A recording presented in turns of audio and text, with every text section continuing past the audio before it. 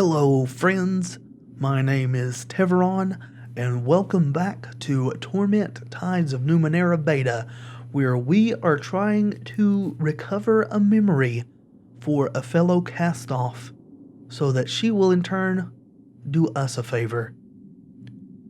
Let's continue here. We're trying to get into a cave to get the jack, which is also the memory we're trying to remember, I suppose, and find where it has been stored since. So we are going to try to dredge up the memory that is troubling us and burn yet more intellect pool. At once, a glaring light shines over your mission. As painful as it is revealing, you're not here to help Paj Reckon save Cole Village. You're here to help Paj destroy it. She knew about the Tevaron, knew about the Jack. Most importantly, she knew the Sand Knights would come, knew about their compact. The plan isn't to take the villagers out of the Knights' way. In fact, it depends on causing the very battle Matkina promised would be averted. When the Knights arrive, Paj will destroy the Jack, forcing the Hill people into their feral state, unleashing them upon the Knights, weakening one of the militia's foes, and Paj is coming in person to see that all goes right. Well, we're not supposed to change things. So, what exactly are these Hill people, Matkina? Matkina scowls at you. What are they? The closest thing to a family I've ever had. She offers nothing more than that. After you.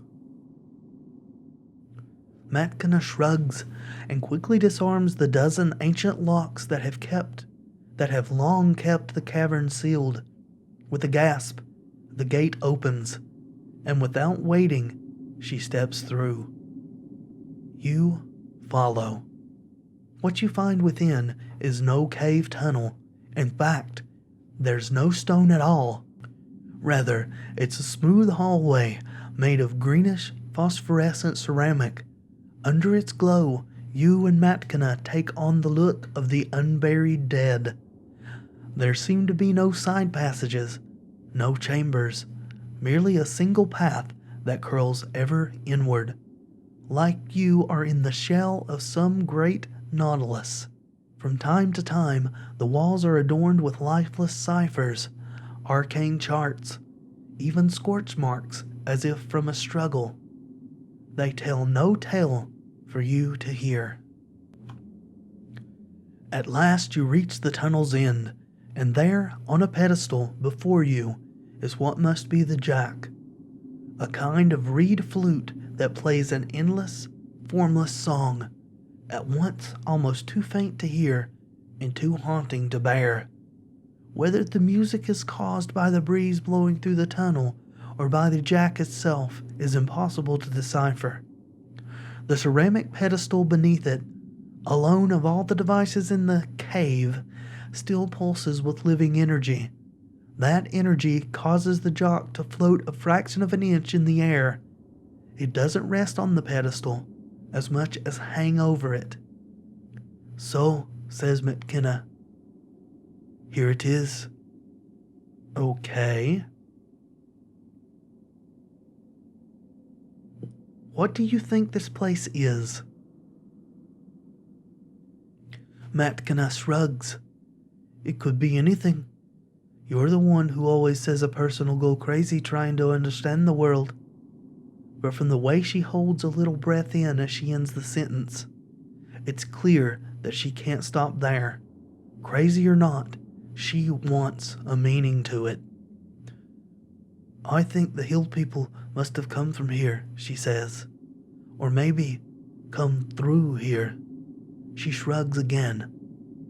But we're not here to find answers. We're here to get that. She points at the Jack. Examine it.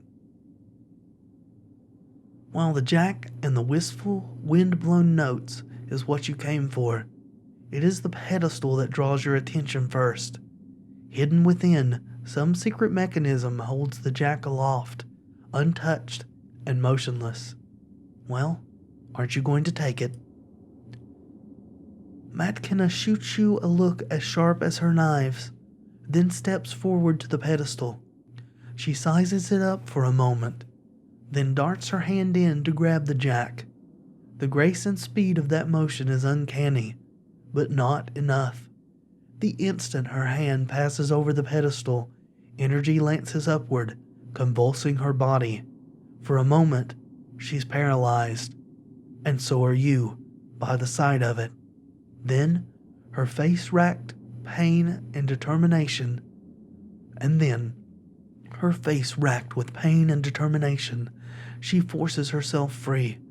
She falls to the floor, smoking, groaning, but alive, the jack still clutched in her blistered grip. Pushing herself to her feet, she mutters, "Thanks for the help, Tash." She gestures back the way you came. "Let's go." They're waiting for you at the gate. A stout woman you immediately know to be Paj Reckon and her bodyguard. A half-dozen tattooed cast-offs with drab armor, mismatched weapons, and the languid readiness of predators. Past them, in the village below, you see the Sand Knights have arrived and are meeting with Nang and the villagers. Without warning, one of the bodyguards lowers his weapon at Matkina and fires, but she's already moving and takes a glancing blow. A knife is in her hand, as another glaive aims a new device. Before Matkina can fling her blade, she's frozen, trapped in shimmering energy. Paj herself aims a tiny cipher at the jack. The others watch, paying you little mind. Paj gives you a slight, knowing smile. Then she activates the cipher she's holding in her hand, and a tiny beam shoots forth. The jock simply disintegrates.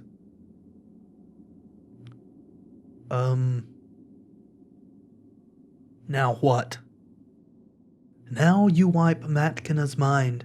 We release her, and we see whether she finds her way home to us, where she belongs. That should be within your power. Within Tash's power, anyway.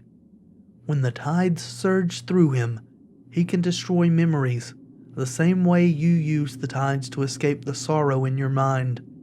But for all you've become accustomed to wearing his body, you feel no special attunement to the tides, no sense of power over others' memories. In fact, within this mirror, you hardly feel the tides at all. Okay. Try, because we're not supposed to change anything. You have no idea how to wield the tides as Tash would. Indeed, no idea how to wield them at all. The tides have worked through you, not vice versa, and here, in this alien body, you have no greater mastery. The best you can do is focus your mind and gaze upon Matkina, willing a way to wipe her memories clean. She meets your stare, and her eyes have a clarity and half-vacancy that you've seen, that Tash has seen, before she kills. She's past anger now, and come to cold revenge. But whatever wishes lie behind your gazes, nothing happens. No rush of tides, no shattering of the field that keeps her bound. You failed. You cannot wipe her memories. Paj pokes at you impatiently. This is not the time for dallying or playing games, Tash. We need to leave before the Sand Knights finish with the villagers and turn their guns on us. I don't think I can. Or let's try deception, I suppose. And spend more points. Though you are not entirely sure how Tash has wielded the tides in the past, any bluff will need Matkina's work to help. You approach her and stand so that your faces would almost touch. but for the energy field between you. You close your eyes and contort your face with unexerted effort. Whether your pantomime is convincing or Paj simply cannot contemplate such a bold ruse, it seems your trick is working. Whisper to her to play along. Whether she reads your lips or intuits your intent, Matkina does her part. Matkina does her part. First, she goes rigid, and her face becomes a rictus of agony. Then she slumps, as if drugged, against the energy field. It bulges slightly to hold her upright. Good, says Paj. Leave her. We'll see if our lost Tremulin returns to the flock. She turns to the battle in the village below. Neither side has the upper hand, and between the monstrous hill people and the cornered knights, no quarter is given, and no effort is made to avoid collateral damage. It is carnage, no more, no less. It's time to go home, Paj says. The airship awaits. She leads her bodyguards away, plainly expecting you to follow. So let's just follow her onto the airship. You stand with Paj at the prow of her airship, looking down at the convulsing village. The Sand Knights, the 30 or so still standing, finally have the upper hand. They move in a defensive square, hurling burning brands into any building still standing, and unleashing a fusillade on whatever emerges. Only a few of the monstrous hill people still live, skulking in the smoke among the rubble. You can see them from your vantage. Perhaps they'd kill more Sand Knights before the battle's done. But whatever the final tally, it's clear that Colin Village is gone. On the hill, trapped for now in the energy field, is Matkina. Her mind and life saved. Her will for revenge unabated. Paj's face is stoic as she looks down from the ship. Perhaps, without your preternatural eyes, she can avoid seeing the individuals ground up by her gambit, and can see only a strategic point and the numbers it represents in the grand strategy. Or perhaps she has simply learned to set an example to her subordinates in the militia. She sees you staring at her and gives a small smile, a generous one if it's real, devoid of irony or cruelty. I'm proud of you, she says, and then she walks away to her cabin to plan some new battle. As she does, Tash's body slips away. His mind lets go of your own. You are falling through space once more, through space and time, falling homeward. And we're back. Matkina. Shock and quiet awe have wiped away her usual cynicism. What did you do? I remember Tash cutting me. I see the holes in my mind and the scars on my face, but I remember him not cutting me. I remember fighting the first militia and Tash forcing me to the ground, tearing out my history. She shakes, but my memories are there. Tash didn't do it. So we actually changed the past? I might have tried to do more if I had known that was the case. She holds her head in her hands, shaking, her voice becoming thick. It's pulling me apart. She looks up at you, tears streaming down her cheeks. No, it's pulling me back together. I remember now. That hole it's almost gone. You changed reality. You changed it. She stands, drying her tears with her sleeves. I don't know if you meant to do that, but you've done more than your part of the deal. You asked about the resonance chamber. I know it. Mazov's the guy you want. He can fix anything. He might even have helped design the chamber you're talking about. Your best bet is to look for him in the cast-off sanctuary. Mail Avest. There is a cast-off sanctuary. It's a hidden fortress created by the first and our sire. It's shielded from the sorrow, supposedly. Our siblings like to hide there until they can't stand each other's company anymore. Okay, can you take me there? I could use your help. I'll take you, but don't expect me to hold your hand. Probably better that I bring you personally anyway. Keep an eye on you. Make sure you don't get lost or killed.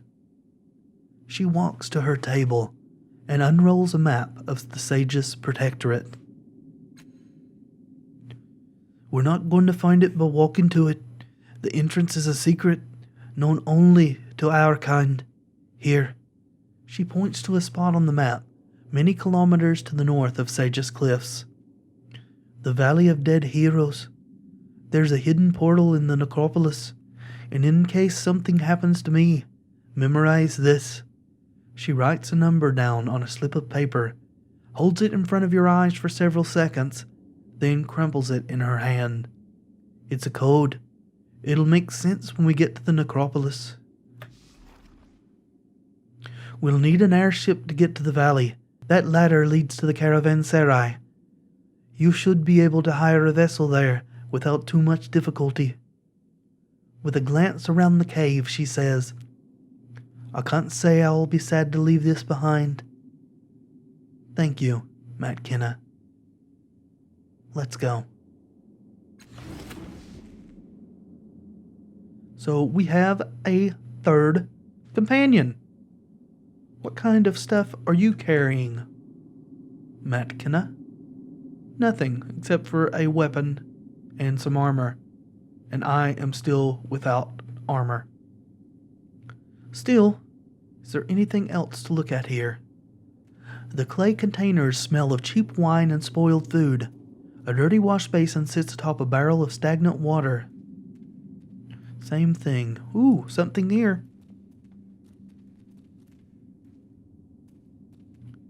Knowledge of the long dead. Take it. What is it?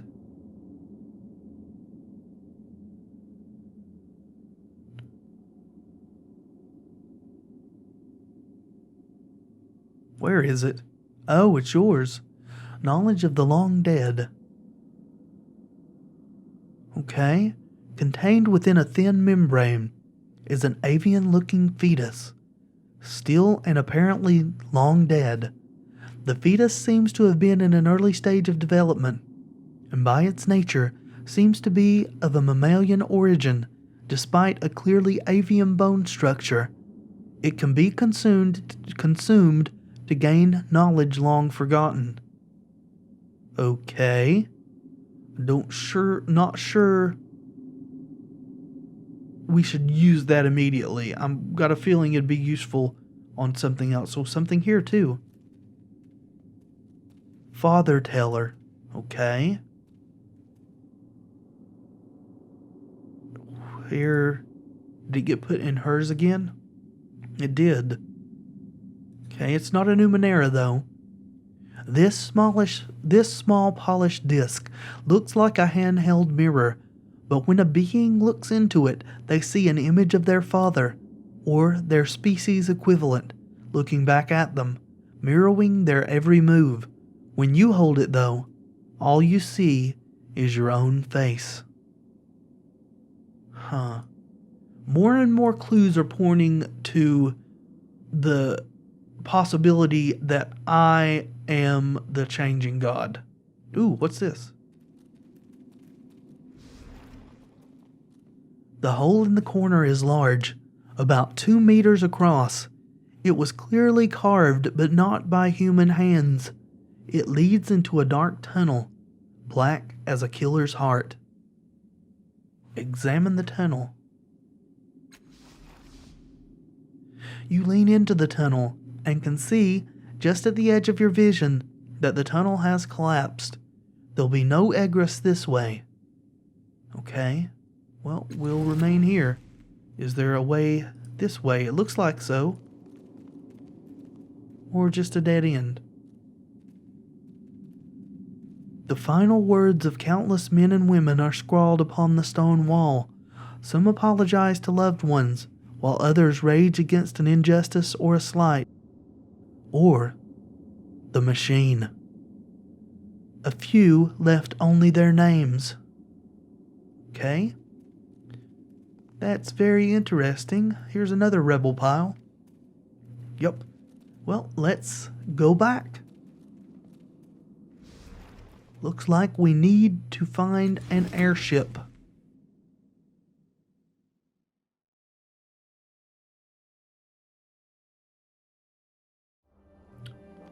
Oh. Okay, so we have an alternate entrance here. Oh. Did you end up top there, Matt Kenna? Let's take a second to look at the stuff around here, since I didn't the first time through. Let's speak to the Silver Orphan.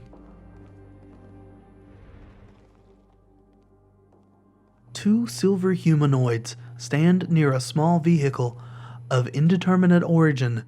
Their skin has a reflective metallic sheen that makes them appear both a part of and separate from the scenery around them. As you approach, both of them turn to face you. They have no mouths, and they must scream. Their eyes are a fathomless black, reflecting nothing. A name for these creatures rises from memory. Silver Orphans. It may not be the name by which they know themselves, but it's the name used by the Order of Truth. The Silver Orphans turn to stare at each other for several moments. Then the one on the right gestures at you in a complicated pattern. Seeing your confusion, the one on the left kneels, using a foreshortened finger to trace lines and circles in the dust at your feet. Ripples radiate from a point, first a square, then a human eye, then an unrecognizable mass of interconnected dots. The Silver Orphan looks up at you, awaiting your reply. Okay. Try to interpret the drawing. And we're going to definitely have to go rest before we do anything else. We succeed, cool. You stare at the drawing, following the lines and shapes with your eyes. There are a wave of words, and there, the human eye, still recognizable amid the dots and lines that surround it. Behind the eye, the square, and something familiar, like a tool you once held in your hands. Like the resolution of meaningless noise into the refrain of a beloved song, you suddenly know what it is that the Silver Orphans seek. Machine intelligences, however or wherever they may be concealed. The orphans watch impassively as you reach this realization. Then the one on the right holds out a hand in a request for information. I'll let you know if I find any machine intelligences. So that's a new quest as well. Let's make a quick run back to the cultists and have a little nap. Alright, so we have rested and saved, and I think that we should spend some experience points. We should have enough to advance twice here. Or not? Is there a limit to how many experience points we can spend in this? Or do I need to... Oh, okay. I need to go to my character sheet. We can advance our companions here. I was just looking in the inventory instead of the character sheets. So that was silly of me. Let's go ahead and do that. We'll advance. I think we got enough to do it twice. Let's improve an ability. Let's go ahead and train Siphon Strike, because we didn't have any points in that yet. And then we can advance one more time, and we will... Okay, so some of these we can't do. I suppose we will increase edge in... I'm going to continue to do it in mental, Confirm. Because I am wanting to go the conversation and persuasion route if possible. Alright, Callistag. You've got Entropic Field, but it is not trained. Let's go ahead and advance you. I would like to increase your stat pools, I guess, since that's the only one of two options that I have. And you are heavily intelligence-based. We got 4 points. I think I'm going to put them in speed and intellect. Put 2 in each. Oh, 1 is as much as I can put in there. So we'll go like that. Confirm. And you don't quite have enough to advance again. Let's advance Tiber. And you can only increase stat pools. So you are speed base. You've got 2 edge in speed and 1 in might. So let's increase those. Might by 1 and speed by... oh, that's as much as we can do. So we have to put them into... I wonder what the restrictions are on how many points you can put in each one there. So we have reached tier 2 with Tiber. So abilities unlocked are Feint and Survivor. Okay. So it's speed defense. Cool. Let's go and do Matkina. And she does not have enough to advance at all yet. She's already tier 2. That's pretty cool. Alright. So to advance the regular story, we need an airship. However, I want to experience more of some of the side things that can be done here. Yeah, don't keep reminding me. We've already saved him, okay? I want to experience some more of the side quests that are available here, rather than just going blindly forward into the story. So I am looking for named townspersons. Dendra O'Hur cultist. The Dendra O'Hur were the ones that provide the what are they called? The ones that eat the bodies of the dead and can wrong eaters or something like that, and can get their memories from their marrow. And this guy is definitely named. I'm going to try to talk to the cultist first though and see what comes of that. If I can properly initiate that. The flesh creeps if you let it. If you let it. Okay, you're creepy. I don't know about the flesh, but you are definitely creepy. Let's talk to Lord Vuntigan. Declaiming to the crowd is a well-dressed but sickly-looking man, short, dumpy, and an unhealthy shade of yellow. Despite this, he has the proud demeanor and the stentorian voice of a much larger man. He booms at you as you approach. Ah, another fellow. Excellent. The people have called for deliverance from this ravaging Stictus, and a hero has answered. Most courageous of you. So this guy was probably going on about the Stitius that we got to move. I know this man. He has hired me many times and paid me nearly as often. Lord Vuntigan frowns as he gets a better look at you. Wait, I know you. You're the one who made peace with the Stitia. Commendable.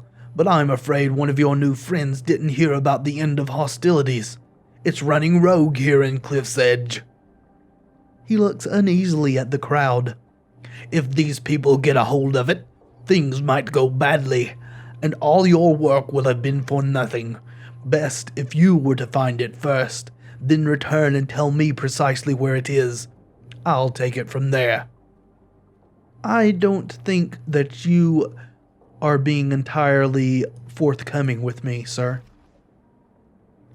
He pats you on the shoulder. And you'll be rewarded, I promise you. As the head of a slave family, I'll owe you a favor, and my favor carries a great deal of weight. Okay, so who are you exactly? He puts a hand to his chest and raises his chins.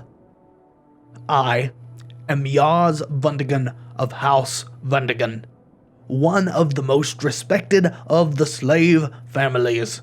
I also have the honor of serving on the council. He looks around himself uneasily. I don't usually descend to this neighborhood, but in such a crisis, one must put one's finer feelings aside and do what one can for one's city. Okay. So, what exactly are slave families? He puffs up with pride. We are the descendants of the slaves who rose up with Chilla the Great. They smashed the oligarchs who ruled this city and replaced their despotism with fair and egalitarian leadership, creating a city where anyone can achieve anything if they only try. Okay, so you're former slaves, not actual families who have slaves. What can you tell me about Cliff's Edge? Alas, I rarely pass through these miserable streets. Dreadful place, isn't it? But I go where my city needs me. Or where you can gain an advantage for yourself, I would guess. So, can I ask you more about the Stitchus and its kind? Of course. Knowing the enemy is the first step to defeating it. So, what exactly is a Stitchus? They are horrible, undermining vermin from another world. They tunnel beneath the streets of our city, undermining our homes and causing them to collapse. Our deaths are nothing to them. They don't even believe that humans are sentient creatures. Well, for the most part, they know I am a sentient creature. You, on the other hand, have yet to prove yourself to them. What else can you tell me about the rogue one that we're looking for? He shudders. The vile thing appeared in Cliff's Edge a few days ago, and it's been skulking around ever since. The whole neighborhood lives in fear of it. So it's on top of the ground, not under the ground then. Okay. So why is everyone so afraid of this Stitchus? Some will tell you it's because this district has suffered the most from the Stitchus digging. Houses collapsing on the people, others falling into the sea. There's some truth to that, but the real reason is that the people here have become weak and afraid. They aren't prepared to face adversity. Okay. So Sage's Cliffs had an empire. Again, he lowers his voice. Oh, sorry. Indeed, we held all the land here from here to Ornuz Unagran. That was before the slave uprising and that brought the slave families to power. Some of us seek to reclaim what we lost. Again, he lowers his voice. Many will tell you that Gibra agents are responsible for our failures. But it's internal weakness that's really to blame. A lack of resolve. But who are the Gibra? Convening water breathers, he whispers as if one of them might be listening. Our rivals for power nowadays. How far we've fallen. Okay. Yeah, I don't know about conflict. Keeping people on their guard being a good thing. But empires only serve the interest of a lucky few. Most people suffer and gain little in return. He frowns. And how much more would they suffer without the empire? The empire serves all. Even the least in a strong civilization is better off than the best of a weak one. I don't think that's true. Remind me again, how great was this empire you lost? Okay, so it's very, very large. And you think the apathy of your own people is a far more dangerous foe. Okay, something else, please. Well, that looks like all that you have to offer. Farewell. We will look for this Stygius and try to get him to go away. I'm not going to turn him over to this guy if I can help it. But that will need to happen next time, because we have run out of time. And until next time, friends, be excellent to each other.